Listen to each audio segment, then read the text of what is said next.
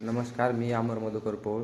मी माझी बहीण प्रज्ञा रमेश रोडे हिच्या लग्नासाठी गेलो असता माझा मित्र राहुल पोळ, विशाल बल्ला लग्नानंतर आम्ही गावी जात असताना कवडगावच्या ओढ्यामध्ये आमची गाडी वाहून जात होती. तेव्हा मी उडी मारली आणि बाकीचे वाहून गेले.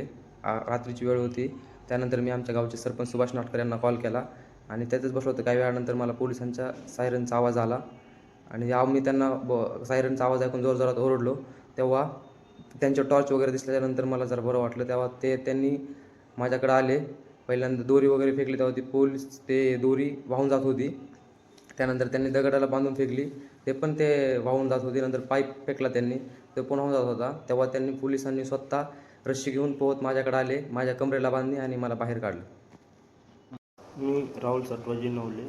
मी आणि माझा मित्र अमर मधुकर पोळ व विशाल बल्लाळ व राहुल पोळ आम्ही चौघजणी अमर पोळच्या मावस बहिणीच्या लग्नानिमित्त पुण्यावरून परळीला गावी जात होतो.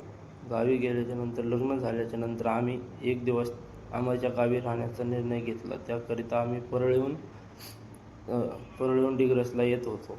तेव्हा येताना आमच्यासोबत अनागोदरी अपघात घडला. त्यामध्ये असे झाले की खूप पाऊस असल्यामुळे आम्हाला पाण्याचा अंदाज न आल्यामुळे आमची गाडी एका ब्रिजवरून पाण्यामध्ये वाहून नदीच्या वड्याच्या साहाय्याने नदीच्या ह्याला गेली. तिथनं पुढे आम्ही आधी अमर गाडीमधनं बाहेर पडला. नंतर आम्ही एक एक करून असे चौघेही बाहेर पडलो. आम्ही ते ब्रिजपासनं कमीत कमी 1-1.5 किलोमीटर खाली वाहत गेलो. त्यानंतर आम्हाला 1 तासाभराने पोलीस सायलेन्सचा आवाज यायला लागला.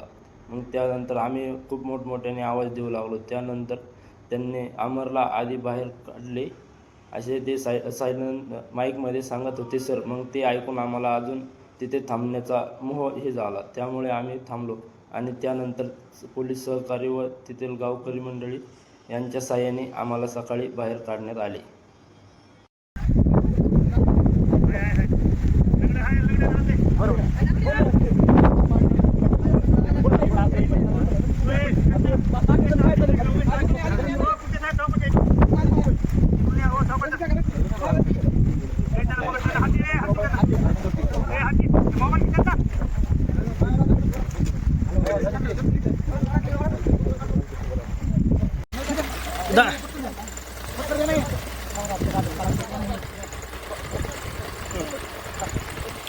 जरा हा घे थांबा सर गेले ते